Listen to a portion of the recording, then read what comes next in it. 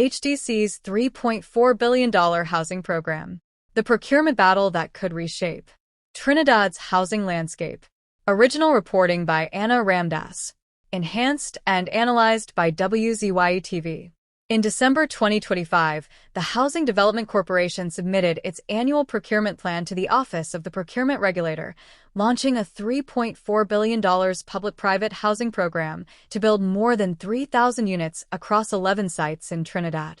The majority of the funding would come from 11 private contractors, with each unit projected at $900,000, cheaper than previous rates, according to HDC Chairman Firaz Khan.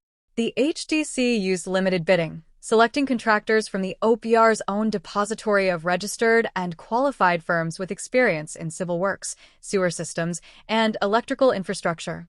The board approved the plan via round robin on December 9th. By December 10th, the schedule was uploaded to ProcureTT and the OPR website, and an acknowledgement email was received from the OPR confirming compliance. The request for proposals was issued January 29, 2026, with model homes targeted for completion by September 2026. For fiscal 2025-2026, $750 million was allocated with a projected yield of 625 units. For fiscal 2026-2027, the program scales to $2.731 billion with over 3,000 units expected. For 4 months, the OPR raised no objections. That changed in April 2026, when the opposition, led by former Energy Minister Stuart Young, filed a formal complaint calling the process cartel-type procurement.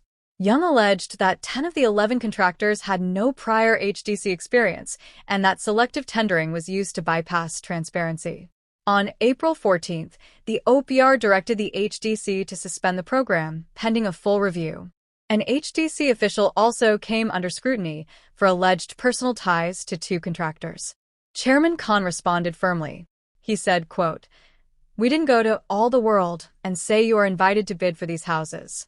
We went to the OPR depository for persons who are registered with the OPR and who are qualified to build houses. We did not just get up one morning and pull names from a hat." End quote. Khan emphasized that the contractors are injecting the majority of the $3.4 billion themselves. WZYE-TV analysis. What the public needs to understand. 1. The process was not secret, it was standard. The HDC followed the legally required procurement steps, submitting its plan within the mandated window, uploading to ProcureTT, and receiving OPR acknowledgement. Limited bidding is a recognized and legally permissible method. The HDC drew from the OPR's own depository, not a secret list. 2. The OPR had no objections for 4 months. The OPR acknowledged receipt in December 2025. For 4 full months, there was no objection and no inquiry. The investigation was only triggered after the opposition filed a complaint. If the process was fundamentally flawed, why did the OPR's own mechanisms not flag it at submission? 3. The political timing cannot be ignored. The opposition intervened only after the HDC publicly announced the initiative. Stuart Young's language was designed to create maximum alarm. While oversight is essential, the timing suggests this may be as much about political positioning as genuine procurement concerns. 4. The contractor experience question cuts both ways. The claim that 10 of 11 contractors lacked prior HDC experience sounds alarming in isolation. But these contractors were registered in the OPR depository and qualified in civil works, sewer systems, and electrical infrastructure. Not having previously contracted with the HDC does not mean they cannot build housing. If only legacy contractors ever received awards, that itself would be a procurement failure. 5. The real question: who benefits from delay?